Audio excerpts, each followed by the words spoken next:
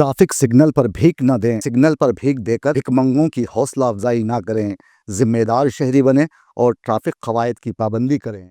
बिहार में अपराध कोई नई चीज नहीं है। अपराध एक बार नहीं दशकों से इसी तरह से होता आ रहा है और एक के बाद एक संख्या में इसके बढ़ोतरी होती है, कमी नहीं है। सरकार से लेकर प्रशासन तक बिहार में अपराध को लेकर सवाल अक्सर उठते रहे हैं। यहां तक कि सत्ता की कुर्सी पर बैठने वाले लोग इसी अपराध को कम करने के नाम पर बदलते रहे। लेकिन ऐसा लगता है कि बिहार में नेता संविधान की कसम खाकर सत्ता की कुर्सी पर विराजमान नहीं होते, बल्कि अपराध की कसम खाते हैं कि कुछ भी हो जाए इसमें कमी नहीं आई। और ऐसा इसीलिए क्योंकि एनसीआरबी का डेटा भी बिहार को अपराध के मामले में अग्रिम पंक्ति पर लाकर खड़ा करता है। जब पूरी दुनिया सो रही, जब देश सो रहा था गहरी नींद में, तब बिहार में बंदूक की गोली कि ठाए ठाए से पूरा बिहार कांपने लगता। और एक जगह नहीं, तीन तीन जगह पर फायरिंग हुई, सीतामढ़ी, रोहतास और आरा। और उसके बाद सियासी गलियारों से लेकर बिहार की गली तक और तहलका इसलिए मचने लगता है, पारा इसलिए चढ़ने लगता है कि जब आरा में हुई फायरिंग के बाद 2 लोगों की जान चली जाती और उसमें नाम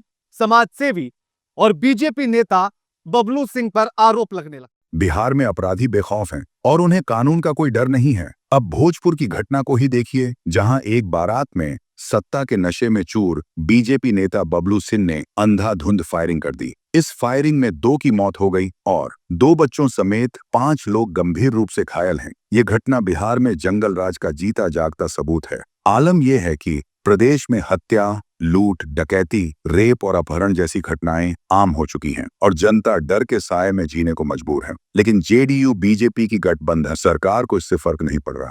वो तो बिना जनता की चिंता किए चादर तान कर सोने में मस्त हैं।